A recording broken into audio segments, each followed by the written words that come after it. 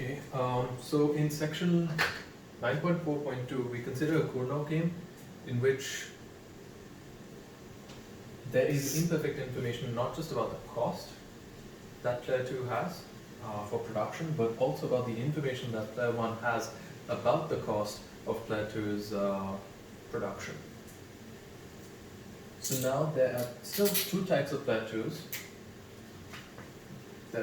Player 2 gets either a signal L or a signal H. Player 2 gets a signal L when her costs are low. Player 2 gets a signal H when her costs are high. And there are three types of player 1. There's a player 1 that has no idea what player 2's cost is. There is this player 1 which knows that the cost of production for player 2 is L. And then there's a player 1 that receives a signal H and therefore knows that player 2's cost of production is high. And so now there are four states of the world. There is state L0 here, in which player 2 gets the signal L, basically her cost is CL, and player 1 gets the signal 0, which basically means that player 1 has no idea what player 2's cost of production is.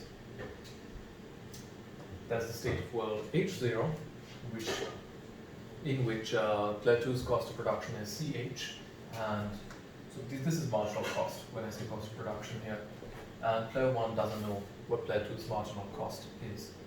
There's state L1 in which player 2's marginal cost is CL, but player 1 knows that's this state, where player 1 gets the signal L and player 2 gets the signal L.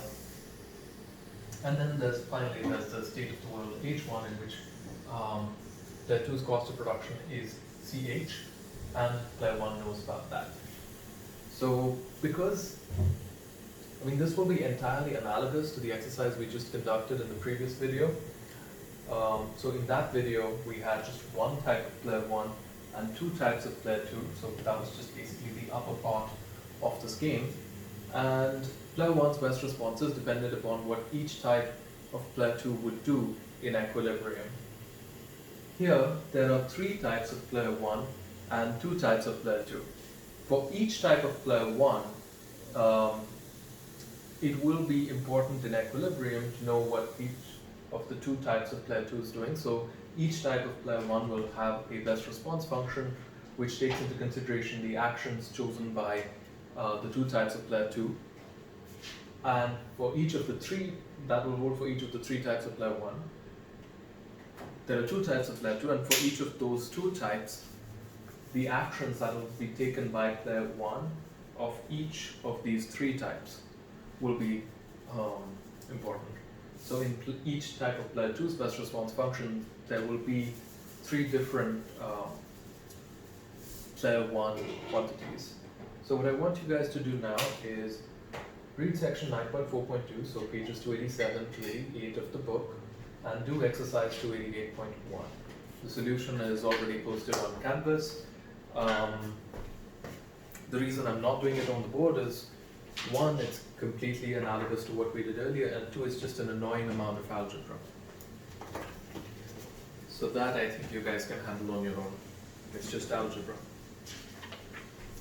So this is page 277.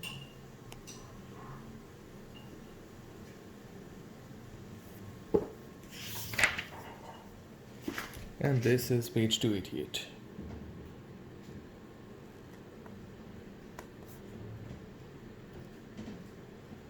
And exercise 288.1.